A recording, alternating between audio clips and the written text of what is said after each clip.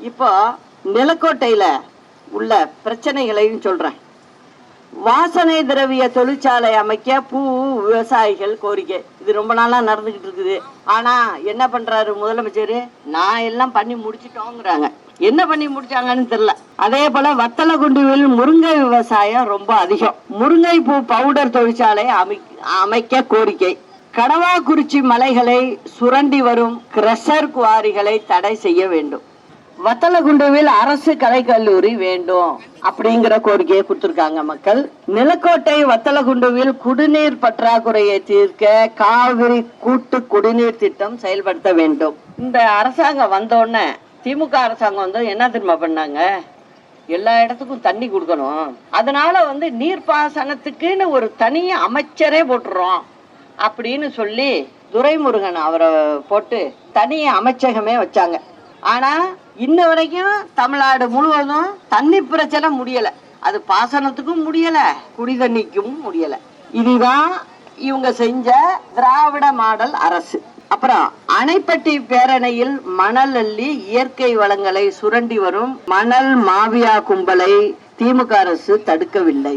நிலக்கோட்டையில் அதிக விளைச்சல் தரும் மல்லிகை, முல்லை உள்ளிட்ட பூக்களை பாதுகாக்க அரசு சார்பில் குளிர்பதன கிடங்கு அமைத்திட வேண்டும்.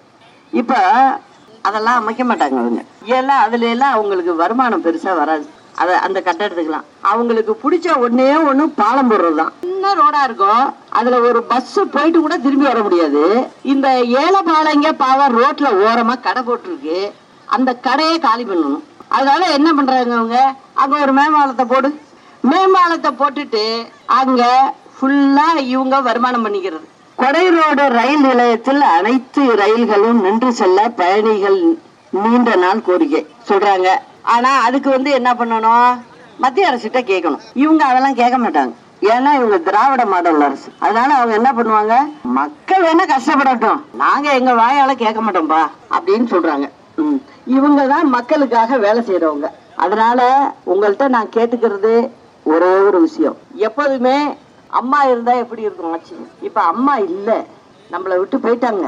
ஆனா இன்னைக்கும் நம்ம அதை நினைக்கிறோம்ல, ஏன்னா அம்மா செஞ்சிருக்காங்க, செஞ்சதை நம்ம சொல்லி விட்டுருக்கோம். அதாவது என்னை பொறுத்த வரைக்கும் ஒவ்வொரு வீட்லயும் அவங்க 10 பேருக்கு சம்பளம் கொடுக்குற அளவுக்கு தான் உருவாக்கணும். அது முதல்ல மலைப்பா தெரியும், ஆனா செய்ய முடியும். செய்யறவங்க நினைச்சா செய்ய முடியும், ஆனா அது கொஞ்சம் யோசிக்கணும். அதெல்லாம் தெரியாம இருக்கிறவங்களால என்ன நினைச்சாலும் செய்ய முடியாது அப்படிங்கிறதையும் சொல்லிக்கிறேன்.